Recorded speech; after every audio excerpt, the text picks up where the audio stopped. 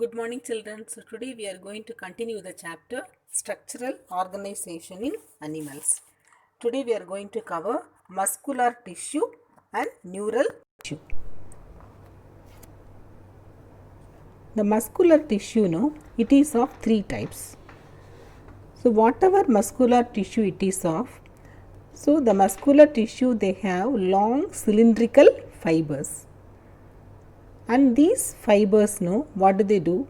It is made up of a special fine fibers that you call that as myofibrils. It is helpful in contraction and expansion.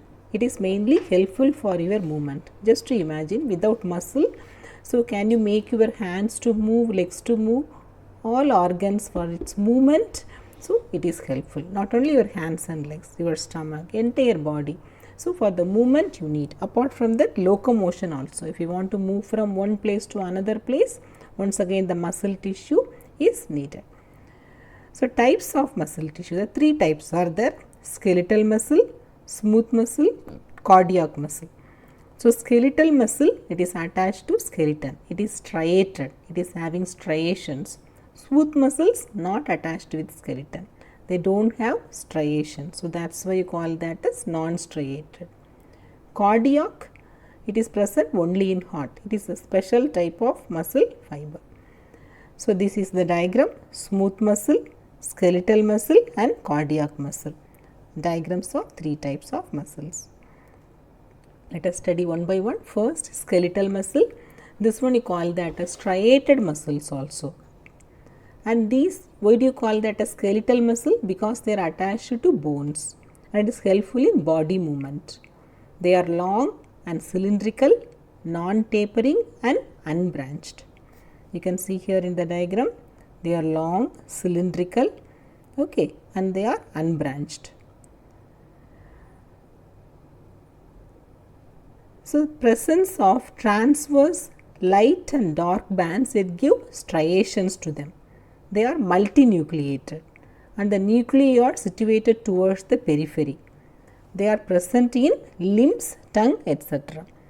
You can see here the multinucleated and the nucleus, it is seen towards periphery. They are present in limbs and tongue, etc. It is helpful for your movement. It is under your control. Okay. Smooth muscle fiber, you call that as non-striated. It is not under your control. The cells, they are long and pointed ends. They have long and pointed ends. Can you see? They have long and pointed ends. Okay. So the smooth muscle fiber, they don't have the attachment with skeleton. They are present in intestine, esophagus, stomach, lungs, urinary bladder, like that. So they are not under your control. Cardiac muscle, it is present only in the wall of the heart. The cells are non-tapering, they have faint striations, one or two nuclei will be there in a cell. The nuclei are present in the center and the cells are elongated and branched.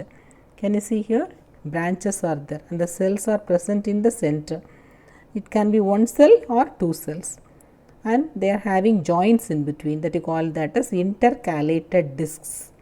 Okay, this specialized function. Actually, the cardiac muscle, it is not under your control. It behaves like smooth muscle because smooth muscle also not under your control. Okay, and the structure, it resembles like skeletal muscle. They have striations and in function it resembles like smooth muscle.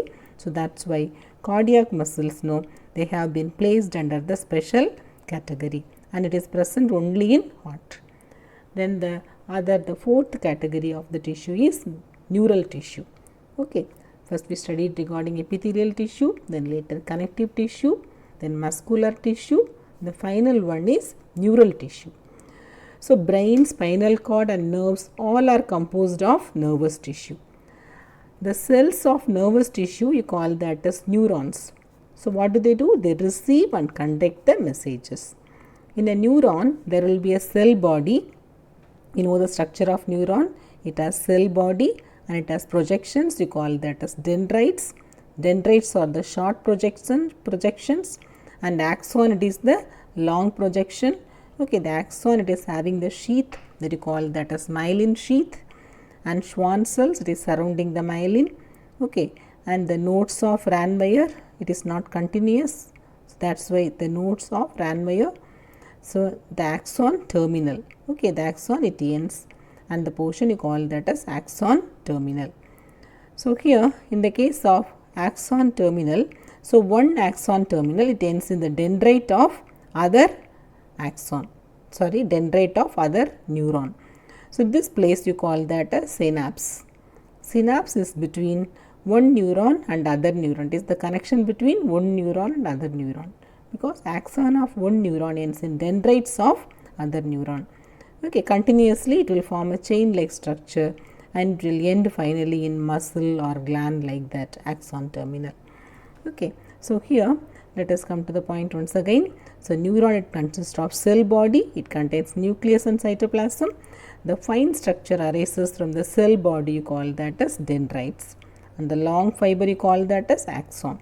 Okay, the dendrite, now what does it do? It receives impulses, and the axon, it takes the impulse away from the cell body and it passes from one neuron to other neuron. Okay, so neural tissue is present in brain, spinal cord and nerves, that you call that as nerve cell. The nerve cell is known as neurons. Okay children, so today we are concluding up to this. The chapter is over. Then you do the work and diagrams also we can practice and we can see. We'll meet in the next class. Thank you children.